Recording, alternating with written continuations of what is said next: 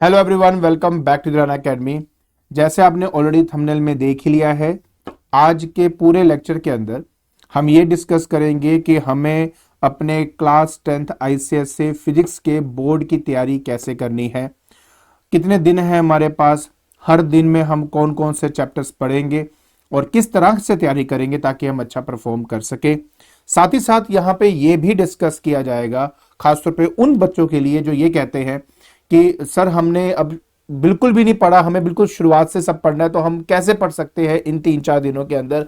हम उसके बारे में बात करेंगे और खासतौर पे उन स्टूडेंट्स के बारे में बात करेंगे जिनको न्यूमेरिकल्स करने में बहुत प्रॉब्लम होती है। तो वीडियो को एंड तक जरूर देखना एंड मुझे लगता है कि इस वीडियो के एंड तक आपके जितने भी डाउट्स हैं वो सारे क्लियर हो जाएंगे, आपको कहीं और कुछ सर्च करने की जरूरत नहीं पड़ेगी। एंड अगर वीडियो पसंद आती है तो उसको लाइक करें, शेयर करें अपने फ्रेंड्स के साथ ताकि ज़्यादा से ज़्यादा बच्चों को ये स्ट्रेटजी समझ में आए और इस स्ट्रेटजी के साथ वो अपने बोर्ड के प्रिपरेशन कर सकें। तो बिना कोई टाइम वेस्ट किए चलिए शुरू करते हैं।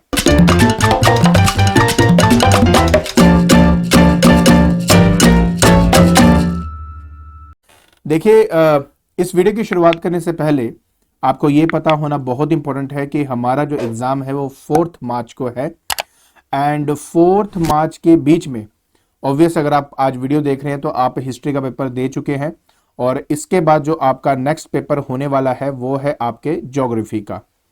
एंड इस ज्योग्राफी का जो डेट है वो 28 फरवरी है। 28 फरवरी के हिसाब से देखा जाए तो हमारे पास कुल मिला के 4 दिन बनते हैं। लेकिन यहाँ पे मैं डिस्कस करना चाहता हूँ 2 टाइप के स्टूडेंट्स के बारे में। प्रॉब्लम यह है कि ज्योग्राफी और फिजिक्स के बीच में जिनका पंजाबी का पेपर है उनके लिए ऑब्वियस है 2 दिन होंगे एंड अगर जिसका पंजाबी का पेपर नहीं है, जो जिन्होंने पंजाबी ऑप्ट नहीं करी है, तो उनके लिए लगभग 4 दिन का दिन है। सो हमने क्या किया है कि इसको 2 कैटेगरी में बांट दिया है। पहली कैटेगरी के अंदर वो है जिनके पंजाबी का पेपर है जो कि 1 मार्च को होने वाला है और दूसरी कैटेगरी उन बच्चों की मैंने रखी है जिनका पंजाबी का कोई भी एग्जामिनेशन नहीं होगा। अगर पंजाबी का एग्जामिनेशन 1 मार्च को जिनका है तो उनके लिए सिर्फ 2 दिन का टाइम है प्रिपरेशन करने के लिए और जिनका ऑफकोर्स पंजाबी का एग्जामिनेशन नहीं है उनके लिए 4 दिन का पीरियड है और बहुत ज़्यादा टाइम है आपके पास तैयारी करने के लिए। तो इसलिए इन दोनों के लिए जो स्ट्रेटजीज हैं वो थोड़ी डिफरेंट हो जाएंगी। तो हम एक एक करके इनको डिस्कस करते हैं। सबसे पहले हम बात करेंगे उन बच्चों की जिनका कोई भी पंजाबी का एग्जामिनेशन नहीं है बीच में, तो उनके पास कुल मिलाकर कितने हो गए दिन? 4 दिन आपको मिलेंगे। तो उसको मैंने कैसे स्क्रूटनाइज किया है काइंडली उसको ध्यान से समझ लीजिए एंड आप कॉपी पेन उठा लीजिए और इसको अच्छे से नोट कर लीजिए। तो आपको अगर आप इसके अकॉर्डिंगली तैयारी करते हो तो आई एम प्रीटी श्योर कि आप बहुत अच्छे तरीके से तैयारी कर पाएंगे, आपको काफ़ी चीज़ें याद भी रहेंगी और आप अपना पेपर बहुत अच्छे से अटेम्प्ट भी कर पाएंगे। ठीक है, तो शुरुआत करते हैं बेटा। सबसे पहले हम बात करेंगे कि जब आप ज्योग्राफी का पेपर देके आएंगे जो कि 28 फरवरी को होने वाला है एंड आई बिलीव कि आप घर पे आएंगे, ओवे आते थोड़ा पढ़ेंगे, थोड़ा सा रिलैक्स करेंगे, तो आप 6 बजे एग्जैक्टली स्टार्ट कर सकते हैं अपने प्रिपरेशन के बारे में। जब आप प्रिपरेशन की बात करेंगे तो मैंने एग्जैक्टली आपके लिए 3 चैप्टर चूज किए हैं। ये वो 3 चैप्टर्स हैं जिनके लिए मुझे ऐसा लगता है कि आपको अच्छी तरह आता है। जस्ट आपको एक अच्छे से गो थ्रू करना है एक बार एंड आप इसकी जो प्रिपरेशन है वो आराम से कर सकते हैं। चैप्टर छोटे भी हैं, आराम से कर पाएंगे। देखो कौन कौन से चैप्टर है। पहले आपके पास 4th चैप्टर है, उसके बाद मशीन है, फिर आपका स्पेक्ट्रम है। आप देख सकते हो लेंथ वाइज के कोई बड़े चैप्टर नहीं है और आसानी से आप इनके जो न्यूमेरिकल्स हैं या इनके जो क्वेश्चंस हैं वो कर सकते हैं। अच्छा, तैयारी कैसे करनी है वो मैं थोड़ी देर बाद बताऊंगा। पहले आप अपना एक डेट शीट बना सकते हो, मतलब एक तरह से टाइम टेबल बना सकते हो कि भाई मुझे किस तरीके से तैयारी करनी है ताकि आप बेहतर तरीके से परफॉर्म कर सके। तो ज्योग्राफी के बाद आप 6 बजे स्टार्ट करना शाम के एंड ये जो 3 चैप्टर है इनको आराम से आप खत्म कर सकते हो। चाहे 10-11 बजे अगर खत्म करना है आराम से आप कर सकते हो, कोई बड़ी बात नहीं है, किया जा सकता है। ओके, तो ये हो गया आपके ज्योग्राफी वाले दिन के शेड्यूल के बारे में। अब हम बात करते हैं नेक्स्ट 29 फेब को। जब आप 29 फेब पे आ जाएंगे तो अब आपको ये 4 चैप्टर्स कंप्लीट करने हैं। सबसे पहले आप करेंगे वर्क, पावर एंड एनर्जी, उसके बाद करेंगे रिफ्रैक्शन ऑफ लाइट, फिर करेंगे refraction of light through lenses and 4th जो है वो आपने साउंड कंप्लीट करना है। देखिए आपके पास बहुत एम्पल अमाउंट ऑफ टाइम है। मैंने सिर्फ 4 चैप्टर ही करे हैं, कहें आप लोगों को तैयारी करने के लिए, कोई बड़ी बात नहीं है, आप आराम से कर सकते हो।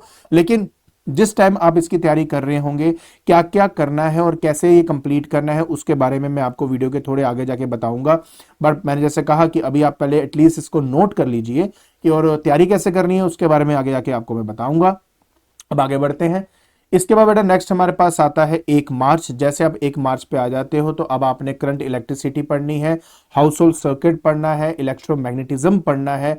तो ये जो 3 चैप्टर ही सिर्फ मैंने आपको बोले हैं करने के लिए, क्योंकि मुझे पता है करंट इलेक्ट्रिसिटी और इलेक्ट्रोमैग्नेटिज्म में आपको थोड़ा ज्यादा टाइम लग सकता है न्यूमेरिकल प्रैक्टिस करने में, एंड इसी वजह से मैंने आपको ज्यादा नहीं कहा करने के लिए, सिर्फ ये 3 चैप्टर का। और हाउस होल्ड सर्किट तो बहुत ईजी है, इसमें प्लग एंड सॉकेट्स इनके सारे में बारे में बातें होती है और आराम से आप ये कर सकते हो। तो ये जो 3 चैप्टर है ये आप 1 मार्च तक अपना कंप्लीट कर लेना। उसके बाद हम बात करते हैं 2 मार्च की। 2 मार्च में सिर्फ 2 ही चैप्टर रह जाते हैं, एक कैलोरीमेट्री एंड रेडियो एक्टिविटी। अब कैलोरीमेट्री और जो रेडियो एक्टिविटी है ये आप आसानी से आधे दिन में कवर कर सकते हैं। अगर नहीं करना तो पूरा दिन लगा लीजिए, मुझे कोई इशू नहीं है, ना आपको कोई इशू होना चाहिए। आपको बस ये है कि अल्टीमेटली आपको ये 2 चैप्टर का टारगेट है, इस 2 चैप्टर को अच्छे तरीके से आपने करना है कि अगर इनमें से कोई भी क्वेश्चन अगर आपसे आ गया या कोई भी न्यूमेरिकल आपसे पूछा जाए तो आप उसको अच्छे से कर सको, तो इससे कोई प्रॉब्लम नहीं आएगी। तो अगर आप आधे दिन के अंदर अंदर अगर ये 2 चैप्टर अगर आप अपने खत्म कर लेते हो तो काइंडली फिर आप उसी दिन करंट इलेक्ट्रिसिटी और साथ में जो मैग्नेटिज्म है जिसको हम इलेक्ट्रोमैग्नेटिज्म बोलते हैं, उन 2 चैप्टर्स को दोबारा एक बार अच्छे से रिवाइज कर लीजिए। जब मैं रिवाइज के बारे में बात करता हूं तो करंट इलेक्ट्रिसिटी के सारे फॉर्मूले आपको पता होना चाहिए, आपको पता होना चाहिए सीरीज एंड पैरेलल जो सर्किट है उनको कैसे सॉल्व किया जाता है, टर्मिनल ईएमएफ, ये सब सारी बातें जो होती है, जो मेन मेन पॉइंटर्स होते हैं वो आपने अच्छे से रिवाइज करना है। And same with the magnetism जिसको हम इलेक्ट्रोमैग्नेटिज्म बोलते हैं। ठीक है, तो इस तरीके से आप अपना सेकंड जो मार्च है वो पूरा कंप्लीट करेंगे। अब बात रह जाती है 3 मार्च को। अब आपने क्या करना है, जैसे अब आप 3 मार्च के बारे में बातें हो तो अब आपने क्या करने हैं, 5 अपने प्रीवियस जो पास्ट ईयर पेपर्स हैं उनको अटेम्प्ट करना है, साथ में जो स्पेशल पेपर है उसको एक बार दोबारा अच्छे से अटेम्प्ट करें, सो दैट कि आपको ये समझ में आ जाए कि एग्जामिनर की मेंटेलिटी क्या होती है। देखिए मुझे पता है कि आप में से कई बोलेंगे सर अब तो फॉर्मेट चेंज हो चुका है। देखो बेटा फॉर्मेट चेंज हो गया है लेकिन जो टाइप ऑफ क्वेश्चंस है और जिस तरीके से कंसेप्चुअल क्वेश्चन पूछे जाते हैं वो चेंज नहीं हुआ है। तो एटलीस्ट अपने 5 ईयर के जो पेपर्स हैं उनको जरूर अटेम्प्ट करें, क्वेश्चंस वही रहेंगे, हाँ उनका फॉर्मेट चेंज हो सकता है कि जिस क्वेश्चन को पहले आपको 1 वर्ड में लिखना था अब वो एमसीक्यू फॉर्म में आ सकता है और उस एमसीक्यू में से आपने टिक करके अपना आंसर देना है। तो एक बात समझ लीजिए जो कि बहुत ज़्यादा इंपॉर्टेंट है कि आप अपने पास्ट ईयर क्वेश्चंस को जरूर करें। अगर कोई हेल्पिंग बुक अगर आपके पास है, हेल्पिंग मतलब जैसे अलग अलग टाइप की जो बुक्स है क्वेश्चन प्रैक्टिस करने की, तो वो कर लीजिए, कोई दिक्कत नहीं है। But at the end of the day आपने क्या करना है, एक तो सबसे इंपॉर्टेंट है कि जितने भी फॉर्मूलेज हैं आपके चैप्टर्स के उनकी एक ना साथ साथ लिस्ट बनाते रहना और उन फॉर्मूलाज को अच्छे से रिवाइज करते रहना। न्यूमेरिकल करते वक्त मैंने हमेशा देखा है कि जिन जिन पर्टिकुलर बच्चों को फॉर्मूला ही याद नहीं होता उनके लिए न्यूमेरिकल सॉल्व करना तो डिफिकल्ट होगा ही होगा ना। तो एटलीस्ट अगर आपको फॉर्मूला याद होगा तो बहुत ही डायरेक्ट क्वेश्चंस काफी आ जाते हैं, आप डायरेक्टली उसमें फॉर्मूला के अंदर वैल्यूज डालो और आपका आंसर आता है।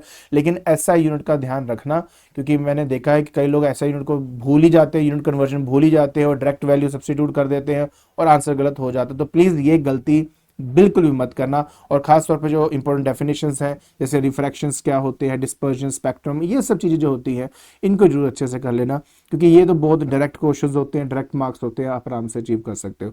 तो बेसिकली बात यह है कि 3 मार्च के अंदर आपने क्वेश्चन आंसर की प्रैक्टिस ज़्यादा करनी है। अगर आप कहते हो मैं 5 ईयर नहीं कर जाता, मेरे पास कोई बुक है एंड उसमें कई सारे क्वेश्चन आंसर मैं वो प्रैक्टिस करना चाहूँ तो वो कर लीजिए। अल्टीमेटली क्या करना है कि आपको ज्यादा क्वेश्चन आंसर जो है उनकी प्रैक्टिस करनी है। जितने ज्यादा क्वेश्चन आंसर, वो भी different variety of question answer आप प्रैक्टिस करेंगे उतना ज्यादा आपको कॉन्फिडेंस फील होगा और उतने अच्छे से आप अपना जो पेपर है वो अटेम्प्ट करके आ पाएंगे। तो ये बात ध्यान रखें, फॉर्मूला रिवाइज जरूर करना, ठीक है। और प्रॉपर जितनी भी डेफिनेशन है कीवर्ड्स उनको अंडरलाइन कर लीजिए, उनमें गलती नहीं होनी चाहिए। बाकी सब तो आप अपने अकॉर्डिंगली कर सकते हैं, ठीक है। और रे डायग्राम्स की प्रैक्टिस जरूर करना, कुछ भी हो जाए रे डायग्राम्स बिल्कुल नहीं आप छोड़ सकते। डन। चलिए, तो ये हमने बात करी है उन बच्चों की जिनके पास पंजाबी का पेपर नहीं है। अब हम बात करने वाले हैं उन बच्चों की जिनका बीच में पंजाबी का एग्जामिनेशन है। आई नो उन स्टूडेंट्स के लिए थोड़ा सा डिफिकल्ट हो जाएगा, बट कैसे भी करके हमें इसकी तैयारी तो करनी ही पड़ेगी। तो उसके लिए जो स्ट्रेटजी मैंने बनाई है काइंडली उसको ध्यान से देखिए। आपको थोड़ा सा एक्स्ट्रा एफर्ट डालना ही पड़ेगा जस्ट टू कंप्लीट दिस। देखिए ज्योग्राफी आपका 28 फेब को खत्म हो जाता है एंड आई नो कि आप लोग ये सोचोगे सर हमारा तो फिर एक दिन के बाद छोड़कर तो पंजाबी का पेपर है, तो हम फिजिक्स कैसे कर सकते हैं। देखिए इसको बेसिकली हमारी टाइम मैनेजमेंट ही है एक तरह से। हमारे पास जो पूरा सिलेबस है 2 दिन के अंदर बहुत अच्छे से करना आपके लिए मुश्किल हो जाएगा। इसलिए से कुछ पोर्शन जो है आप अपना ज्योग्राफी वाले दिन करेंगे, कुछ पोर्शन जो है वो जो पंजाबी का पेपर दे के आएंगे तब करेंगे, एंड तब जाकर बच्चे आपका ये सारा जो काम है वो कंप्लीट होगा। मैंने क्या किया है कि आप लोगों के लिए बस एक एक्स्ट्रा चैप्टर यहाँ पे मैंने डाल दिया है जो कि है work power energy. Apart from that सब ठीक है। आप स्कूल से आते ही थोड़ा सा आप रेस्ट करिए प्लीज। रेस्ट करते ही 5 बजे ही आप शुरू कर दीजिए। एंड जैसे आप शुरू करेंगे तो सबसे पहले आपने force, work power energy and machine जो कि फर्स्ट 3 चैप्टर्स हैं उनको कंप्लीट करो, एंड उसके बाद जो स्पेक्ट्रम है उसको भी कंप्लीट करके आपने सोना है। आई नो मुश्किल है बट बेटे हमें करना ही पड़ेगा, तब जाके आप बहुत अच्छे से अपना परफॉर्म कर सकते हैं। तो ये बात आपने समझनी है। और नेक्स्ट डे ऑफ कोर्स सारा दिन आपने पंजाबी है उसकी तैयारी करनी है। हाँ, अगर आप बोलते सर मैंने पंजाबी बिल्कुल भी नहीं पढ़ी, दिस द फर्स्ट टाइम मैं पढ़ रहा हूँ या पढ़ रही हूँ इस चीज़ को, तो देखिए फिर ऑफ कोर्स फिर ये स्ट्रेटजी आपके काम नहीं आएगी। फिर तो आप अपने हिसाब से फिर वो 2 दिन के अंदर ही जैसे तैयारी करनी है वैसे आप कर लीजिए। उसमें फिर हम और कुछ नहीं कर पाएंगे। मतलब फिर उसमें तो यही कर सकते हो कि आपके पास जो 2 दिन होंगे उसमें से आपने आधे दिन के अंदर अंदर आपने हाफ चैप्टर्स खत्म कर लेने, आप बाकी नेक्स्ट हाफ, तो आपके पास रिवीजन का टाइम बहुत कम रह पाएगा। तो इसलिए ये स्ट्रेटजी बनाई ऐसे गई है ताकि आप अच्छे से रिवाइज भी करो एक तरीके से। ठीक है। सो जैसे आपका ज्योग्राफी का एग्जाम हो जाता है 28 फेब को 5 बजे आप ये से शुरू हो जाओगे।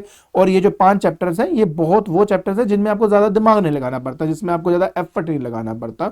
बड़े आराम से आप इसको रीड कर सकते हो, फॉर्मूला रिवाइज कर सकते हो, क्वेश्चन प्रैक्टिस कर सकते हो, और आपका ये जो 4 चैप्टर है वो आसानी से कंप्लीट हो जाएंगे। इसके बाद अब आ जाते हैं 1 मार्च को। 1 मार्च वो दिन है जब आपका पंजाबी का एग्जाम हो चुका है। आप घर आते हो, घर आके आप बिल्कुल रेस्ट नहीं ले सकते। आई गोट योर पॉइंट, आप समझिए बात को प्लीज। आप 5 बजे फिर शुरू हो जाओगे, और 5 बजे शुरू होते ही आपने अपने ये तीनों जो चैप्टर्स हैं ये कंप्लीट करने हैं, जो कि है refraction of light, refraction through lens, and उसके बाद साउंड के बारे में। देखिए मैंने आपके जो चैप्टर्स हैं वो इस तरीके से चूज किया है कि जिसमें आपको ज्यादा एफर्ट भी ना लगाना पड़े, जो आपको पहले से आता भी है थोड़ा बहुत, बस आपने उसको एक बार अच्छे से गो थ्रू करना है और आपकी तैयारी हो जाएगी। तो मैं इसलिए उस तरीके से मैंने यहाँ पे चैप्टर्स को है स्क्रूटनाइज किया हुआ है। उसके बाद हम बात करेंगे 2 मार्च की। अब 2 मार्च में आपने चारों के चारों चैप्टर अपने कंप्लीट करने हैं, जिसमें आता है current electricity, house hold circuit, electromagnetism and radio activity. तो ये जो चारों के चारों जो चैप्टर्स हैं ये आप 2 मार्च में ही अपना खत्म करेंगे। ठीक है। तो आपकी जो आपको मतलब तैयारी करने की जो स्ट्रेटजी है वो थोड़ी डिफरेंट होगी उन बच्चों से जिनके पास 4 दिन है, जिनके पास पंजाबी नहीं है। तो इसलिए काइंडली इसको अच्छे से नोट कर लीजिए और इसके अकॉर्डिंगली ही तैयारी करें, तो आई डोंट थिंक कि अभी आपको कोई भी प्रॉब्लम आएगी। उसके बाद हमारे पास आ जाता है 3 मार्च। 3 मार्च में सिर्फ एक ही आपका चैप्टर आ जाता है, दैट इज कैलोरीमेट्री। काइंडली उस कैलोरीमेट्री को आराम से आप करें। कैलोरीमेट्री आपकी जैसे ही खत्म हो जाती है उसके बाद आपके पास पूरा दिन मतलब अब मैं देखिए, जब मैं कहता हूँ कि आप तैयारी करिए, तैयारी का मतलब होता है मैं ये मान के चलता हूँ कि सुबह आप 9 बजे 8 या 9 बजे अपनी तैयारी जो है स्टार्ट कर लेते हो और 12-1 बजे तक आप अपनी तैयारी खत्म कर लेते हो, मतलब कैलोरीमेट्री खत्म कर लेते हो। एंड उसके बाद आपके पास बहुत अमाउंट ऑफ टाइम है और आप आराम से अपने जितने भी चैप्टर्स हैं उनको दोबारा अच्छे से रिवाइज कर सकते हो, सारे फॉर्मूले रिवाइज कर सकते हो, डेफिनेशन रिवाइज कर सकते हो और अपने आप को प्रिपेयर कर सकते हो अपने बोर्ड एग्जामिनेशन के लिए। तो अगर आप इस पर्टिकुलर स्ट्रेटजी के साथ चलते हो, मुझे पूरा यकीन है कि आप आसानी से अपने मतलब फिजिक्स के पेपर की आप तैयारी कर सकते हो। देखिए मैं एक बार फिर से आपको दिखा देता हूँ, काइंडली एक बार देख लीजिए। तो आई होप कोई डाउट नहीं रहेगा इसके अंदर। ठीक हो गया, क्लियर। आगे बढ़ते हैं। तो जैसे मैंने आपको कहा ये हो चुका है। अब देखिए बेटा हमारे पास ना सबसे बड़ा जो सवाल है वो यहां पर ये आता है कि सर हमने बहुत ज्यादा कोशिश कर ली है बट स्टिल हम पूरा सिलेबस कंप्लीट नहीं कर पाएंगे, मेरे को नहीं आता। या आपके मन में ये आ सकता है कि सर मेरे को बड़े चैप्टर औखे लगते हैं, मैं क्या करूं, मुझे समझ नहीं आ रहा है। तो उसके लिए अब मैं यहाँ पे बात करने वाला हूं। देखिए सबसे इंपॉर्टेंट यहाँ पे बात ये है, देखिए अगर आपने सारा साल या फिर खासतौर पे उन बच्चों के लिए जो कहते नहीं होते खासतौर पे कि सर अब पेपर वाला टाइम जो है ना उसी वक्त ही हम पढ़ाई करेंगे, हमने पहले एक बार भी नहीं पढ़ा, अब हमने पढ़ना है, जितना पढ़ लिया। ये खासतौर पे उनके बारे में मैं यहाँ पे बात कर रहा हूँ। तो देखिए पहले एक बात को ध्यान से समझ लीजिए मैं ये मान के चलता हूं, अभी मैं यही मान के चल रहा हूं कि आपने बिल्कुल भी नहीं पढ़ा या आपकी बिल्कुल भी तैयारी नहीं है, तो आप क्या कर सकते हैं। देखिए, अगर आपकी बिल्कुल भी तैयारी नहीं है तो आप भी अच्छी तरह समझते हो कि एक ही बारी में सारा सिलेबस कैसे आप कर सकते हो, नहीं कर सकते, उसका कोई तरीका नहीं है। लेकिन हम कुछ सिलेक्टिव स्टडी कर सकते हैं, अपने आप को थोड़ा सा तैयार कर सकते हैं बोर्ड एग्जामिनेशन के लिए। तो वो सिलेक्टिव स्टडी का क्या मतलब है, आई टेल यू। देखिए, आप ये स्ट्रेटजी अपना सकते हैं। देखिए, सबसे बड़ी बात यह है कि जो बच्चे कहते हैं कि सर मेरे को ना कुछ चैप्टर्स में बड़ी बहुत ज़्यादा प्रॉब्लम आती है, जैसे करंट इलेक्ट्रिसिटी, इलेक्ट्रोडायनेमिक्स और इलेक्ट्रोमैग्नेटिज्म और कैलोरीमेट्री, तो मैंने आपको ये बोल दिया कि आप एक काम करो, इन तीनों चैप्टर को निगलेक्ट कर दीजिए। मैं मानता हूं ये तीनों चैप्टर्स का जो वेटेज है वो लगभग 30 मार्क्स का होता है, लेकिन इसके चलते कई बच्चे इतना टाइम वेस्ट कर देते हैं कि जिन पर्टिकुलर चैप्टर्स को वो अच्छे से कर सकते थे और पूरे के पूरे 50 मार्क्स तक वो स्कोर कर सकते थे, वो भी अच्छे से स्कोर नहीं कर पाते। तो ऐसे बच्चे जो ये सोचते हैं कि सर हमने पढ़ा ही नहीं है, हमने अभी पढ़ना शुरू करना है, या कुछ ऐसा बताइए सर कि मुझे बताइए सिलेक्टिव सिलेक्टिव मैं क्या स्टडी करूं ताकि मैं पास हो जाऊं, वो भी अच्छे नंबर से, तो ये वो बेस्ट स्ट्रेटजी है। आप ये लिखे गए जो चैप्टर्स हैं सिर्फ इन्हीं को अच्छे से तैयार करिए, इनको इग्नोर कर दीजिए। इससे क्या होगा कि आप 50 मार्क्स के ऊपर बहुत अच्छे से ध्यान देंगे। अपना पूरा टाइम जब आप इन 50 मार्क्स के ऊपर लगाएंगे तो ध्यान ये रखना है कि फिर इनमें से एक भी क्वेश्चन या न्यूमेरिकल आपका गलत नहीं होना चाहिए।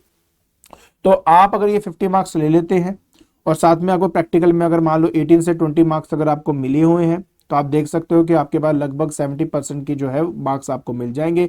इससे आपके साइंस का जो परसेंटेज है वो बिल्कुल भी खराब नहीं होगा, एक बहुत अच्छा एक आपका परसेंटेज मिल जाएगा। So that is why it is very very important कि अगर आपके हाथ में कुछ भी नहीं, आपने नहीं पढ़ा इसको एंड आप सोच रहे हो कि इन चैप्टर को दोबारा मैंने अच्छे से करना है, तो कैसे किया जा सकता है ना। तो आप भी समझते हो, और दिन कम हो तो बिल्कुल ही बुरा हाल, खासतौर पे उन बच्चों के लिए जिन्होंने पंजाबी रखी हुई है। तो 2 दिन के अंदर अगर आप ये सोच रहे हो कि मैं ये नए चैप्टर्स को दोबारा करूंगा, तो वो पॉसिबल नहीं हो पाता। तो उनके लिए तो स्पेशली है कि आप ये कर लीजिए, ठीक है। लेकिन जो बच्चे ये कहते हैं कि सर नहीं मैंने करना तो सारा, लेकिन मैं अब जितना मैक्सिमम हो सके सर कैसे कर सकते हैं, तो उसके लिए मैं एक स्ट्रेटजी बता देता हूँ, खासतौर पे उन बच्चों के लिए जो जिनके पास 4 दिन है तैयारी करने के लिए। तो जिनके पास 4 दिन है तैयारी करने के लिए, वो तो इन चैप्टर्स को ढंग से तैयार कर ले। ढंग से मतलब सब कुछ, ईच एंड एवरीथिंग इसका तैयार करे, क्वेश्चन न्यूमेरिकल है ना, न्यूमेरिक क्वेश्चन हो गए, न्यूमेरिकल्स हो गए, रे डायग्राम्स जो भी है अच्छे से तैयारी कर ले।